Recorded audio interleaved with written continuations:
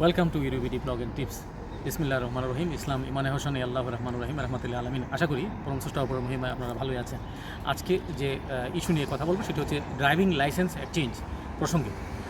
ইউরোপে যারা driving licence exchange করবেন তাদের সবার জন্যই একটি নিয়ম প্রযোজ্য হয়েছে নতুন করে, সেটা এই জুলাই 2024 থেকে কার্যকর।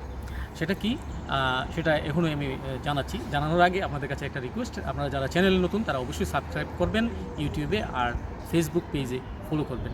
ধন্যবাদ। Driving licence change. The validity period of the driving license in the European Union is about to change, including in Portugal. অর্থাৎ ড্রাইভিং লাইসেন্সের আগের যে 10 বছর মেয়াদ থাকতো সেটা পরিবর্তন করে ইউরোপিয়ান ইউনিয়নের একটি রুলস জারি হয়েছে সেটা 15 বছর করার জন্য।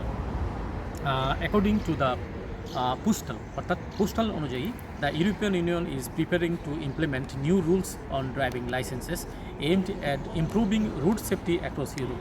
সারা ইউরোপের মধ্যে রোড সেফটি অর্থাৎ রাস্তায় যে নিরাপত্তা সেটা নিশ্চিত করার জন্য এই আইন জারি করা হয়েছে। One of the significant change, গুরুত্বপূর্ণ যে পরিবর্তনটি হয়েছে সেটা হচ্ছে the extension of the validity period of driving licence from 10 to 15 years. অর্থাৎ আগে ছিল 10 বছর, এখন 10 বছর মেয়াদ বাড়িয়ে তারা এখন 15 বছর করেছে। ঠিক আছে, এখন থেকে পর্তুগালও সেই এই নিয়ম প্রযোজ্য হবে। আপনারা যারা পর্তুগালও ড্রাইভিং লাইসেন্স চেঞ্জ করবেন তারা 15 বছরের মেয়াদ পাবেন। These measures aim to modernize driving policies and will be implemented in all member countries of the European Union. অর্থাৎ এই নিয়মটি বলবৎ করা হয়েছে ইউরোপিয়ান ইউনিয়নের সবকটি দেশেই, ইনক্লুডিং পর্তুগাল সহ, to promote safety on European roots. European রাস্তাঘাটের মধ্যে নিরাপত্তা জোরদার করার জন্য এই ব্যাপার। In addition to the impact on safety, the change will have economic consequences, reducing the frequency of renewal rates to every 15 years instead of 10 years as previously.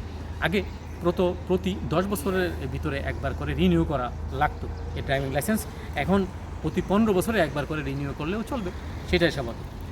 এটা আসলে ইউরোপিয়ান ইউনিয়নের যে আইন কানুন, সেই proposal is not yet limited to extending the validity period for category A and B driving licenses, which include motorcycles, cars, agricultural machineries and small vans. For heavy goods vehicle, buses and trucks, driving licenses will have to be renewed every 5 years.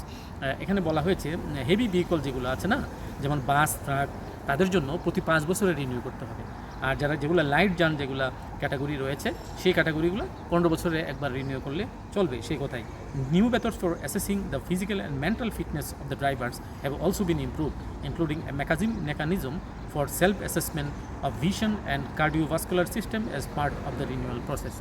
Cardiovascular যে ব্যাপারটা সেটা হচ্ছে আসলে heart disease বলতে বোঝায়, আর visual বলতে চোখের দৃষ্টিভঙ্গি অর্থাৎ ভিশন, অর্থাৎ চোখে মানুষ এই যে আই ইয়ের জন্য একটা টেস্ট নিতে হয় মেডিকেল, অর্থাৎ ড্রাইভিং লাইসেন্স এক্সচেঞ্জের সময় এটা লাগে, পর্তুগালও সেটা লাগে।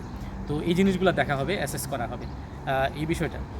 তো এই ছিল আজকে ড্রাইভিং লাইসেন্স রিনিউর সম্বন্ধে বা এই যে চেঞ্জ সম্বন্ধে বা ভ্যালিডিটি সম্বন্ধে যে আপডেট ইউরোবিডি ব্লগ ডেস্ক থেকে।